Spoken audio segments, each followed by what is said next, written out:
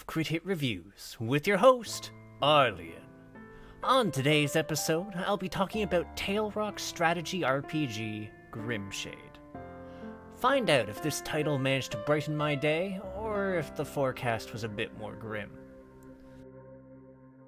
So, things start off fairly dramatically as you're introduced to the city-state of Bran, which is currently in the process of not only being invaded by the army of a neighboring kingdom, but also a tenebrous horde of oozing dark creatures.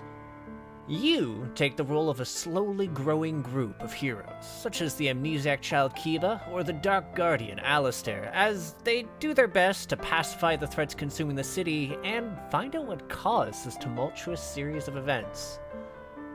And honestly, I was fairly invested in the game at first, as I found myself curious about the dry and sometimes dark humor in some of the quests, as well as where the story was overall going. But as I continued with the game, it began to show certain issues. Namely, the localization became increasingly poor as I progressed, leading to quite a few moments of English to endure and parse. It rather notably impacts the character dialogue as you proceed through the game and makes the process of running side quests or reading interpersonal banter unpleasant, especially when it seems to derail character-driven moments. Which is a shame, since I had a lot of fun reading bits of lore and notes along the way, and wanted to know where the story was going, but, you don't even get to fully find that out, since the game ends on a sequel hook and with a handful of party members I was less than invested in by that juncture. They weren't even fleshed out all that much. That said, let's get into the gears and guts of Grimshade. As a title, Grimshade is tagged as a strategic turn-based RPG, but it eschews the trappings of a traditional EXP system, meaning that regardless of however many fights you survive, you won't be innately growing stronger. And there will be a lot of fights for you to navigate over the course of the game, as those encounters encompass the vast majority of my screen time. That's not to say there wasn't a few brief puzzles, but by and large, combat will be your main hurdle. And when it comes to combat, well, it sometimes ends up being a bit tedious, if only because of how it plays off. For one thing, the game hinges a lot on positioning, with you needing to organize characters so they can be protected, since the majority are quite squishy. Thankfully, you do have two characters who can defend the folks behind them. Unless they've been tossed to the side, forcibly moved with mind control, or the enemy simply has abilities which can ignore your guard and allow them to rip your vulnerable people to pieces. Which can suck a lot, since A, you can't heal in combat, B, you accrue permanent injuries until you reach a safe zone if you get knocked out, unless you're not playing on like normal, but you know, for those folks playing on normal. And, also, you have a limited number of healing supplies to manage for your team when not fighting until you go and resupply them. And yes, enemies do respawn when you leave the area. Now, normally this is at least somewhat tolerable, since you can choose what formation your people start in when they begin a fight, though that formation is lost whenever you load your save files. There's been a number of times where I've just forgotten and gotten mauled on the first turn. That said, there's a number of times in the game where you're simply ambushed and forced to start a fight in an absolutely disadvantageous position, more or less causing your team to soak heinous amounts of damage for no other reason than narrative. Both this and the sheer amount of fights I found myself plunging into were large parts of why I found myself bumping down the difficulty, if only so I could get back to the narrative and questing in a less time-consuming fashion. I mean, yes, there is a consumable crafting system in the game for people who want some more options at their disposal, but I legitimately didn't find myself that enamored with it. At least in the case of the equipment and the weapons you can find, there were some interesting options that put side grades to your various characters, ranging from passive abilities like reducing darkness damage, to more interesting options like exchanging a character's moves and effectively changing up how they play.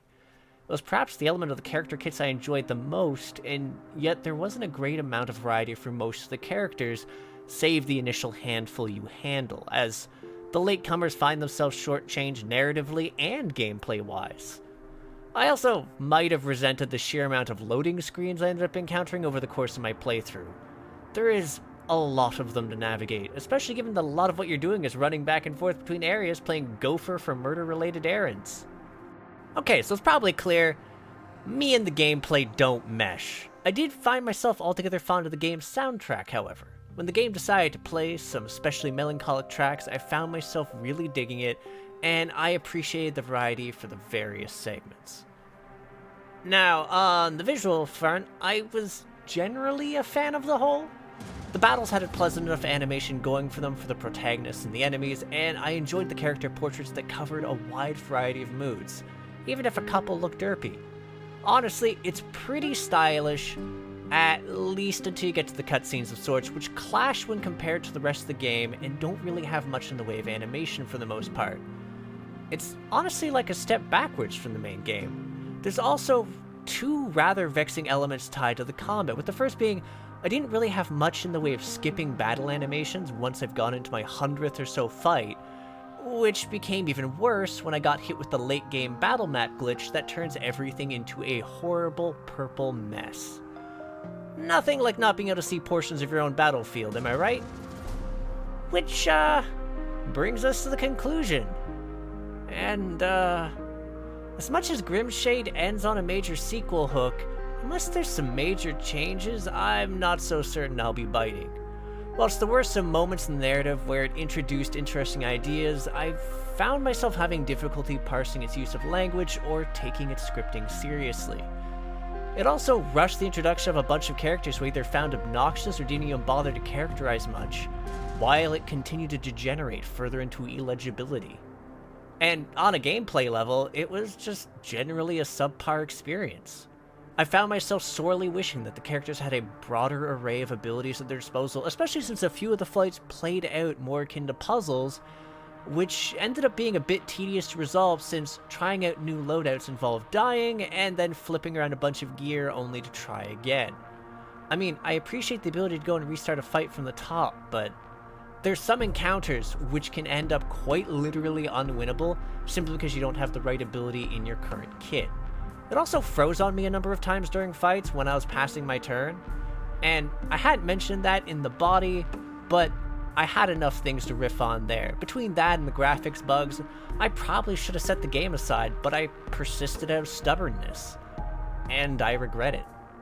I regret it so much because the game never managed to redeem itself. In fact, the only reason I'm rating it a fail and not a crit fail is the fact that it can actually be finished.